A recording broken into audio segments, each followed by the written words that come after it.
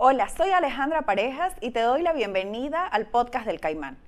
Hoy estaremos hablando de un tema por el que todos los padres atravesamos en algún momento con nuestros hijos, los famosos berrinches.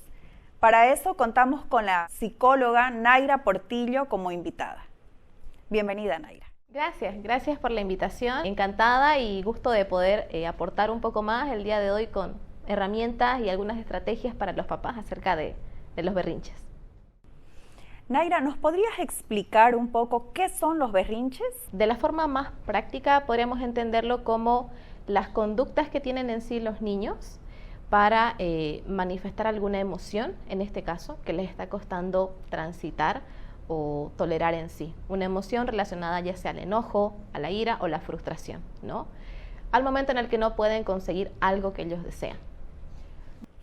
Muchas veces pensamos que los niños actúan con el berrinche o la pataleta por algún capricho, pero podría también deberse a alguna desregulación sensorial que puedan estar sufriendo o alguna sobrecarga que estén teniendo los niños. Las causas en sí pueden ser múltiples, bien.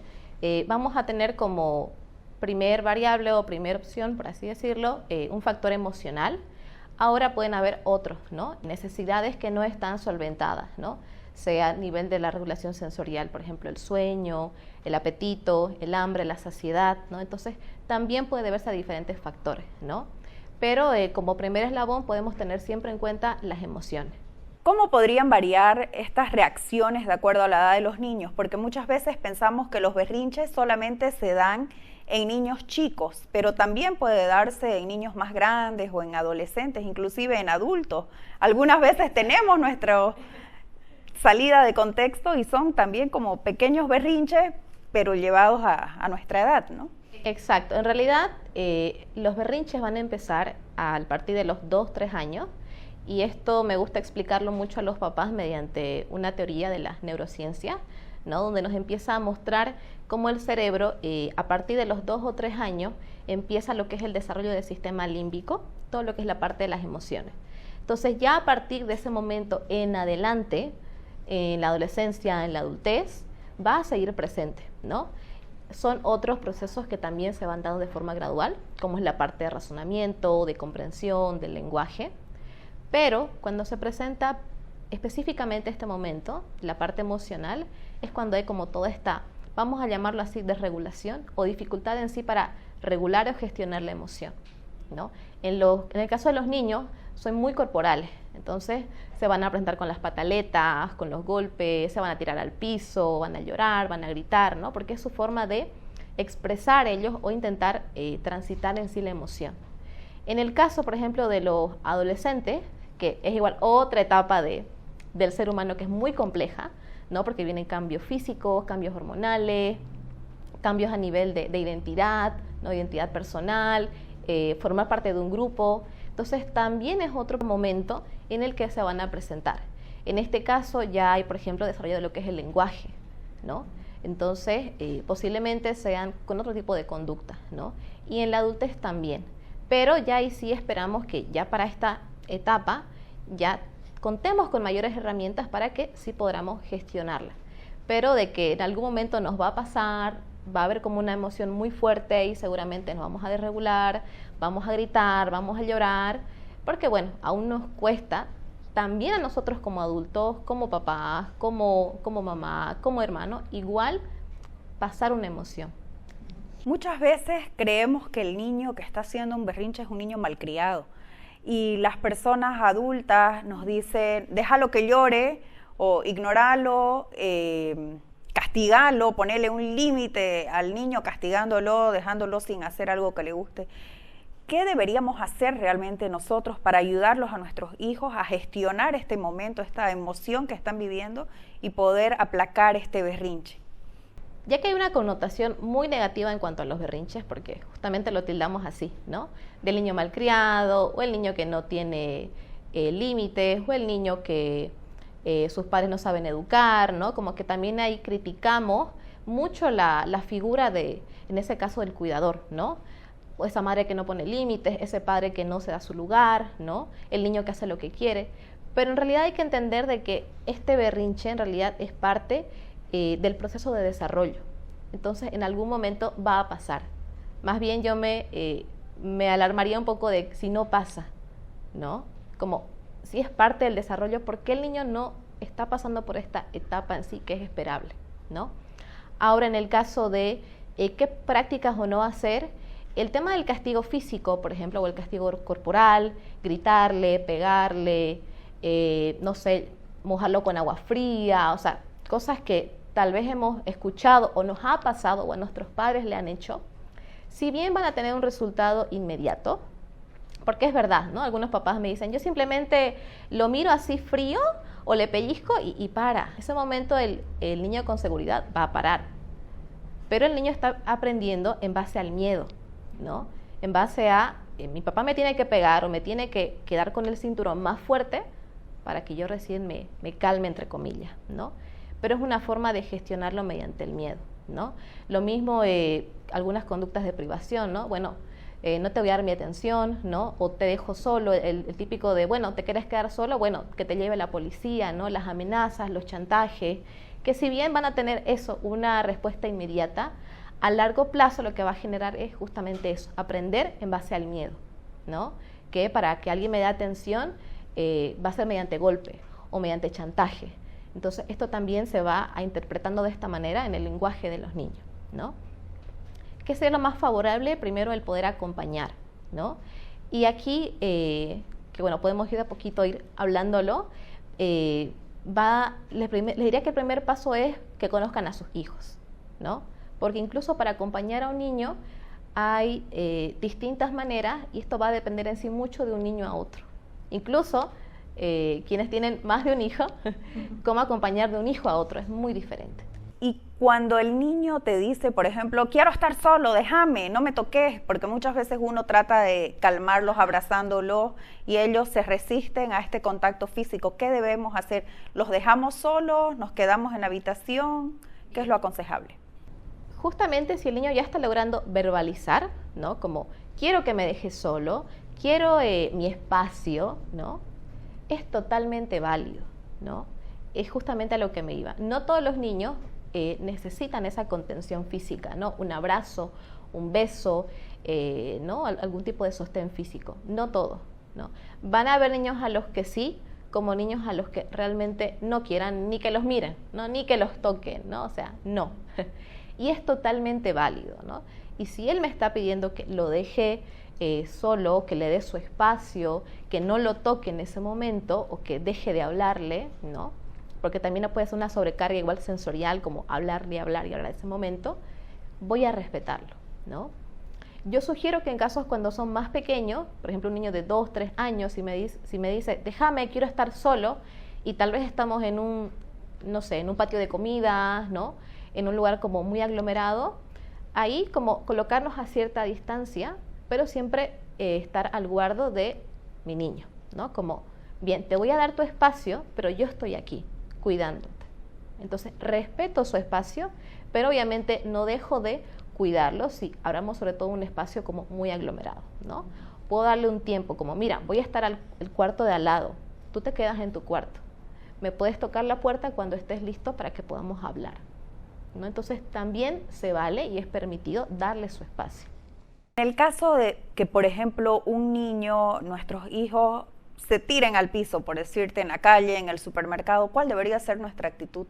Porque muchas veces uno termina cediendo al capricho que ellos tienen, por ejemplo, quiero un dulce, entonces me tiro al piso, y uno como papá termina cediendo ante la conducta, ante el deseo que tiene el niño, y bueno, quizás no es lo aconsejable hacerlo porque se va reforzando, ¿no? Esa conducta.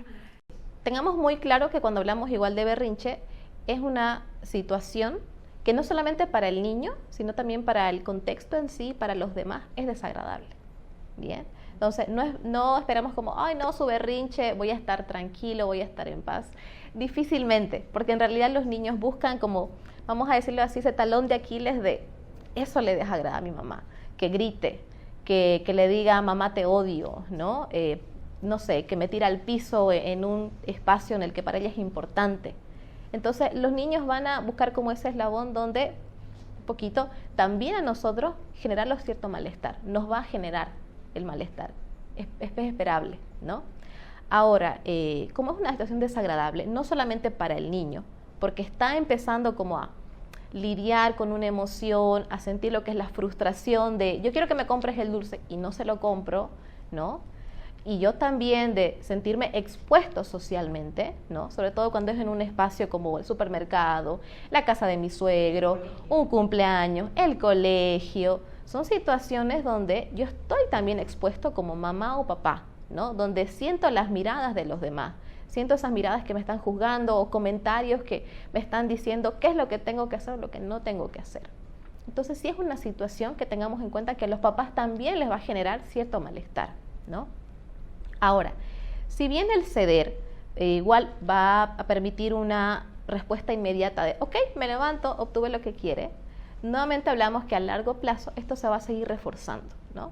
Entonces el niño va a saber justamente que mientras más se tira al piso, mientras más fuerte grita, mientras más se golpea la cabeza en el piso, mientras más hace este tipo de conducta, más lo va a obtener, ¿no?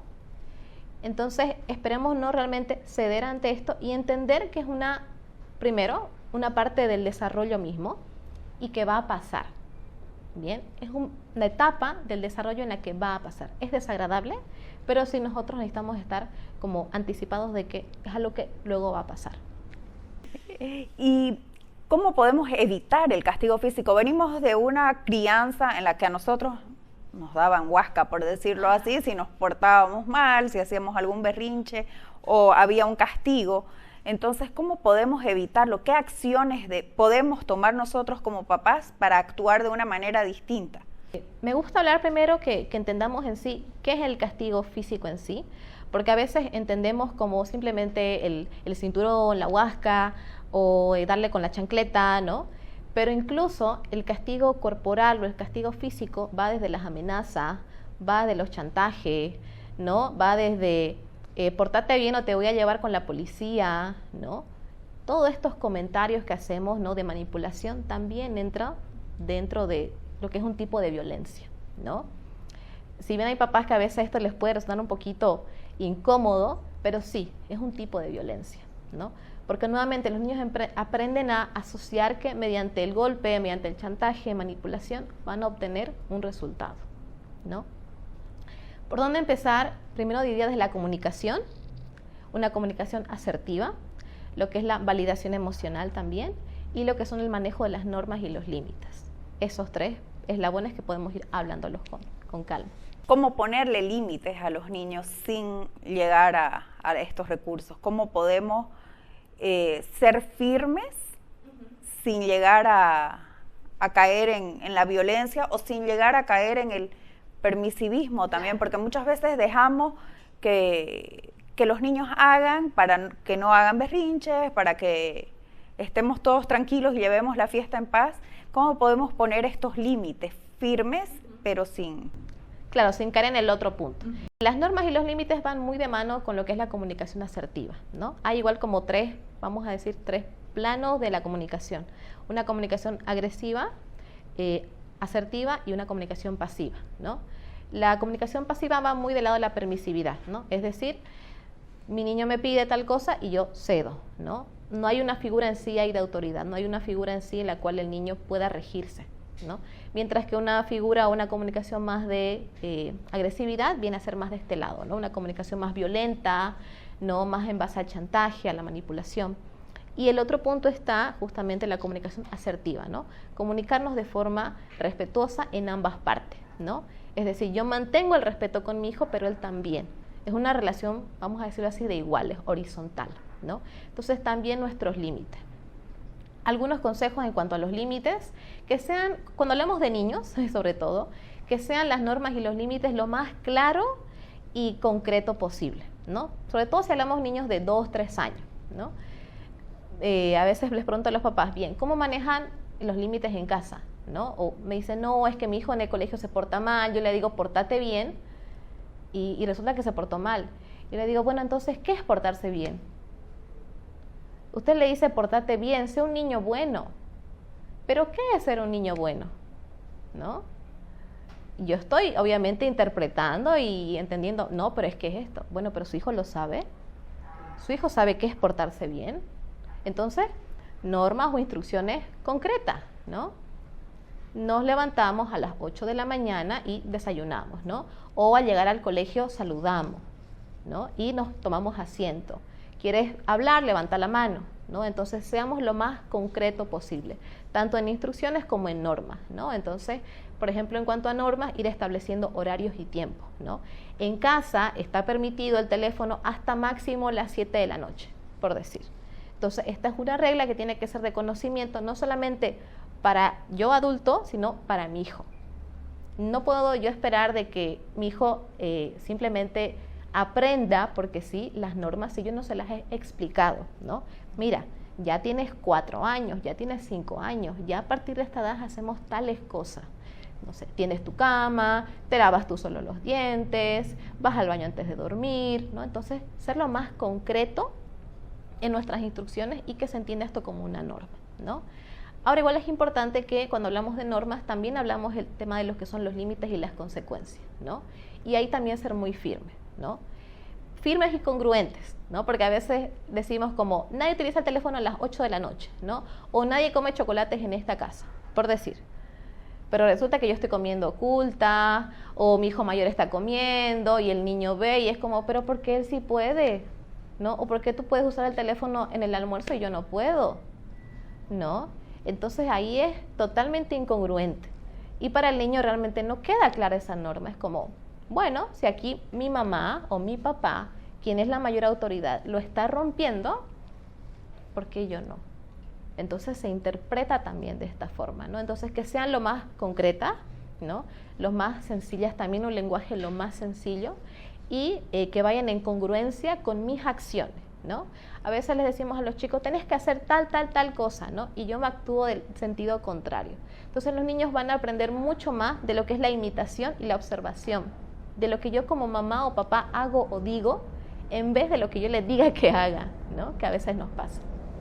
Naira, muchas veces los papás pasamos por una situación que es muy común, que es que nuestros hijos se portan bien en casas ajenas, por ejemplo en la casa de los abuelos, y cuando uno llega le dicen, ay, llegaste y empezó a portarse mal, o empezó a hacer su berrinche.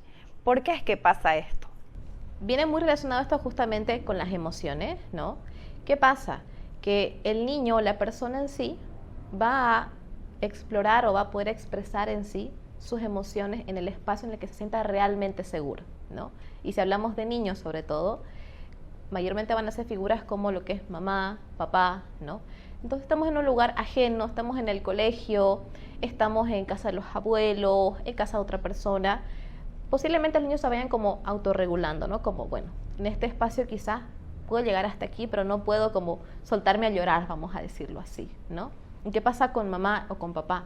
Estamos tan seguros ahí, un espacio que nos da seguridad, que nos da empatía, que nos da sostén y soporte, que es lo que realmente los niños buscan en ese momento, ¿no? Obviamente, socialmente esto se ve mal, ¿no? Como, ¿por qué se porta mal contigo? ¿Por qué contigo se tira más? ¿No? Pero es porque el niño realmente se siente contenido en ese espacio o con esa persona en sí. Entonces, en vez de verlo como algo malo, tenemos que verlo como algo bueno, como que tiene su figura de apego con nosotros. Exacto. Y por eso es que explota. Exacto. Que estaba contenido, digamos. Claro, porque incluso puede pasar en un ambiente familiar, un ambiente escolar, ¿no? Que el niño es como, no, pero él es tranquilo, él no molesta, ¿no? Y es como un niño que está totalmente inhibido o totalmente en estado de alerta porque tiene miedo que los compañeros lo molesten, que alguien le diga alguna cosa que lo haga sentir muy hiriente, niños muy sensibles emocionalmente, ¿no? Pero llegan a casa y ¡buah!, explotan, ¿no? Porque claro, todo lo que sentían contenido en el colegio, con los compañeros, con otras personas, pueden ya soltarlo o liberarlo con esta persona que les da seguridad. Muchas veces nosotros como papás pecamos quizás de cómodo en darle el celular al niño para que se calme. ¿Y cómo le está afectando calmate, toma el celular para que estés tranquilo? ¿Cómo le afecta en realidad en el desarrollo al niño? Si hablamos específicamente de lo que son teléfonos, tablets, ¿no? O sea, darle en sí el teléfono para que se calme, ya estudios, ¿no?, muy recientes nos demuestran que mientras Más temprano hay la exposición a las pantallas, sea desde una tablet, un teléfono, etcétera, va a haber más posible de retraso, perdón, en lo que es en la parte del lenguaje, ¿no? Entonces van a haber dificultades también a nivel de socialización, ¿no? De integración a nivel sensorial, exploración sensorial, es decir, que el niño salga de este espacio de la pantalla y justamente explore fuera de. No solamente, pero a nivel del desarrollo, ¿no? Si hablamos en sí, en un berrinche como tal, como se me tira al piso, yo, bueno, toma el teléfono y cálmate, más o menos. Lo que estamos haciendo es, diría como nuevamente, una solución parche, ¿no? Como para que se calle, para que deje de estar en el piso, le doy algo, ¿no? ¿Va a tener un resultado inmediato? Sí, ¿no? Pero es algo que nuevamente se va reforzando. Me dan algo que en ese momento me va a dar placer, ¿no? Porque no hablamos en sí tanto de calma, sino más como algo de placer en sí, algo donde voy a focalizar mi atención en otro elemento, pero no en sí a permitirle vivir la emoción, ¿no? Los niños tienen en sí que vivir sus emociones, ¿no? Y no hablamos de que esto vaya a ser permanente. El berrinche en sí es cuando el estado emocional es muy alto, ¿no? Entonces todo es como que va a subir y luego va a ir bajando gradualmente, ¿no? Y justamente en el pico de la emoción es cuando se presentan, ¿no? Las pataletas, los gritos, los llantos, porque está en su punto más alto. Pero esto va a ir bajando. Si yo le doy en ese momento más alto el teléfono, no le estoy permitiendo que él mismo se vaya autorregulando, ¿no? Sino más bien estoy buscando algo para aplacar en sí la emoción y la situación que me genera. Muchas veces escuchamos que el aprender a respirar también puede ayudarlos a los niños, pero cuando llega el momento del berrinche en sí y uno le dice, a ver, respiremos, para que te tranquilices, resulta que no podemos lograr que el niño ni siquiera respire con calma, ¿no? Entonces, ¿cómo realmente hacer que el niño se calme y entre en esa calma tratando de respirar, de entrar en ese... Claro, en ese estado. Si bien la respiración es algo que siempre lo vamos a recomendar de entrada, ¿no?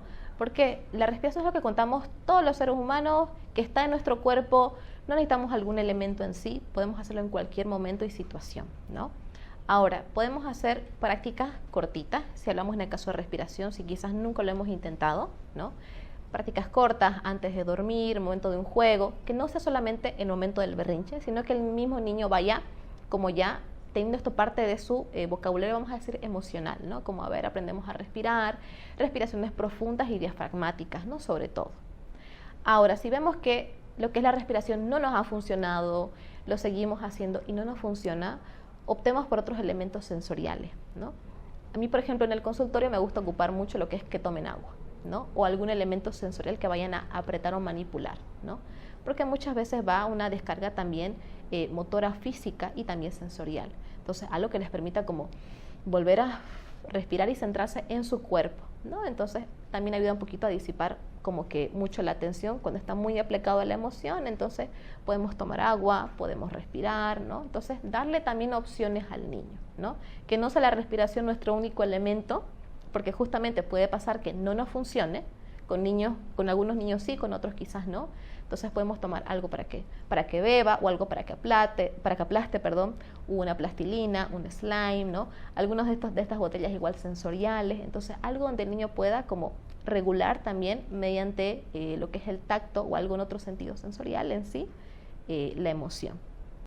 ¿Y cómo podemos diferenciar un comportamiento normal de un comportamiento que ya necesita ayuda psicológica? Como sabemos, ya o lo veníamos hablando en sí, el berrinche parte del desarrollo, ¿no? ¿En qué momento empezamos a verlo? A partir de los 2-3 años, ¿no? Hay niños sí que van a quizás desarrollar los berrinches o un poco más antes o un poco por después, ¿no? Entonces niños quizás a partir del 1 año y medio o a partir de los 3 años, ¿no? Cuando ya entran a lo que es el preescolar, al jardín, ¿no? ¿En qué momento ya como que esto va bajando, se va graduando un poco? Cuando hay mayor lenguaje desarrollado, ¿no? Porque esto nos ayuda a que el niño pueda también verbalizar lo que me está pidiendo, la emoción que está sintiendo o expresarlo de otra forma, ¿no? Entonces ya como que esto empieza a ir bajando poco. Vamos a poner un estándar más o menos entre los 6, 7 años, 5, 6 años, ¿no? Cuando ya empieza un primaria, ¿no? ¿En qué momento ya notamos como podemos ya encender un poco las alarmas? cuando ya justamente está en otras etapas del desarrollo, ¿no? No es, por ejemplo, común que un niño de 8 años se me esté tirando igual al piso, ¿no? Para pedirme un chocolate o, no sé, que le compre un play, ¿no? Un juego. O un niño de 10 años, ¿no? Porque ya tendría que haber mayor desarrollo del lenguaje, también la parte cognitiva, de razonamiento, exacto, o sea, diferentes eslabones del mismo cerebro que ya se van desarrollando. Uno en cuanto al tema de la edad, otro en cuanto al tema de la frecuencia y la intensidad, ¿no? Y hablamos de un factor mucho más conductual. Entonces, es esperable que en lugares donde el niño sienta mucho placer, mucha satisfacción, se presente un supermercado, una juguetería, ¿no? Un cumpleaños, ¿no? Donde hay toda esta exposición a elementos que él desea. Pero es esperable. Pero si el berrinche está 5, 10, 15 veces al día, todos los días, mañana, tarde y noche, ¿no? O sea, ya hay una alta frecuencia o una alta intensidad, ¿no? Es decir, llega al punto donde el niño empieza casi que a vomitar, a convulsionar. Entonces ya ahí también como, ya no es solamente el berrinche en sí, ya está llegando a otro punto, ¿no? Entonces tengamos en cuenta mucho el factor de la edad, la intensidad y la frecuencia. Naira, para terminar, ¿cómo podemos acompañar nosotros a nuestros hijos a transitar estas emociones que llevan a los berrinches? Primero, me gusta siempre decirle a los papás, sobre todo en consulta, que seamos podamos reconocer, sobre todo, si realmente yo estoy logrando también gestionar con mis emociones primero, ¿no? Porque no olvidemos que es una situación desagradable. Entonces va a tocar también puntos para mí fuertes, puntos como también muy sensibles. Entonces, primero reconocer eso, ¿no? Segundo, el niño en ese momento en el que está tirado al piso, está haciendo la pataleta, me está gritando, me está diciendo mamá te odio, no te quiero, no te amo, diferentes estrategias que van a usar, necesita mucho sí nuestra presencia, ¿no? Pero una presencia plena, ¿no? Una presencia en la que validemos y aceptemos en sí su emoción, ¿no? Sin juzgar, ¿no? Sin criticar o sin actuar de forma muy lógica, como no tenés que hacer esto porque no es para tanto, por ejemplo, ¿no? Para el niño en ese momento es valioso o es importante eso que me está pidiendo, ¿no? Quizás para mí como adulto ¿no? Quizás me pidió la galleta roja y yo le compré la de chocolate, ¿no? Entonces, como que no es importante, no es para tanto, ¿no? Pero para el niño en ese momento sí. Entonces necesita nuestra total presencia en acompañarlo y sobre todo en aceptar la emoción, ¿no? Es una emoción que es eso. El niño simplemente está viendo la emoción, no es parte en sí de la emoción. Va a pasar la emoción y luego va a bajar, ¿no? Una vez que baje la emoción, ahí podemos buscar por alguna estrategia de regulación, ya sea más sensorial, algún elemento el cual pueda manipular, ¿no? O algún elemento dentro de su mismo cuerpo, hacemos un ejercicio de respiración, contamos hasta 10, entonces a medida lo voy acompañando, ¿no? Nuevamente cuando está en un estado más estable y ahí podemos ahí verbalizar, ¿no? Como mira, tú te tiraste al piso porque estabas enojado, tú querías tal juguete, pero ya sabes que no todas las veces que vamos a la juguetería hay juguetes para comprarte. Bien, entonces es un momento en el que esté en un estado más de calma, en el que pueda ya el verbalizar o reconocer, ¿no? Porque al estar en un estado tan alto de la emoción, difícilmente va a poder razonar de forma muy lógica el niño. Entonces, de nada a mí me sirve yo estar peleando y decirle, no, mira, no es para tanto, que no sé qué, porque el niño en ese momento no está en sus cabales totalmente, ¿no? No está plenamente consciente. Pero sí, yo como adulto lo estoy, o tengo que estarlo, ¿no? Ahora, si como adulto veo que realmente me está costando a mí también mucho gestionarlo, como yo empiezo a gritarle, empiezo a alzar más la voz, me desespero más, me pongo más ansioso, ahí yo siempre sugiero que contemos con una red de apoyo, ¿no? Es decir, una persona, ya sea mi pareja, mi mamá, mi hermano, alguien donde también pueda darme ese soporte a mí, ¿no? Como, mira, esto es demasiado fuerte para mí, necesito que me ayudes, ¿no? Entonces se vale también pedir ayuda, ¿no? Así seamos papás, mamás, tengamos cuantos hijos tengamos, se vale siempre pedir ayuda, ¿no? Y bueno, a medida que podamos igual en otros momentos poder hablar de las emociones, ¿no? No solamente en estas situaciones, sino que podamos también ir aperturando a que ellos conozcan y discriminen, ¿no? Sea mediante juegos con tarjetas, mediante juegos sensoriales, juegos de la vida diaria en el que el mismo niño vaya comprendiendo que esto es normal, ¿no? Que mamá, papá también se enojan, también se ponen tristes y no está mal, ¿no? El tema está en cuando está muy elevada la emoción, como en el caso de los berrinches, ¿qué hacemos nosotros para acompañar? Perfecto. Entonces se trata de empatizar con el niño, de acompañarlo y nosotros mantener la calma y las personas que están alrededor también ser empáticas y no juzgar, ¿no? Sobre todo. Exacto, sí, y la verdad es que esto ayuda mucho el poder desmitificar un poco qué es el berrinche, ¿no? Porque como hay tanta connotación negativa, tanto prejuicio también hacia el cuidador, hacia mamá, papá, cuando se te tira al piso o de parte de las otras personas, entonces también genera una carga también emocional para el adulto, ¿no? Pero vemos que es algo que necesitamos más bien que el contexto en sí, el ambiente así, pueda ser mucho más colaborador y empático. Te doy las gracias, Naira, por tu visita. Realmente muy útil todos los consejos que nos has dado y bueno, será hasta una próxima vez.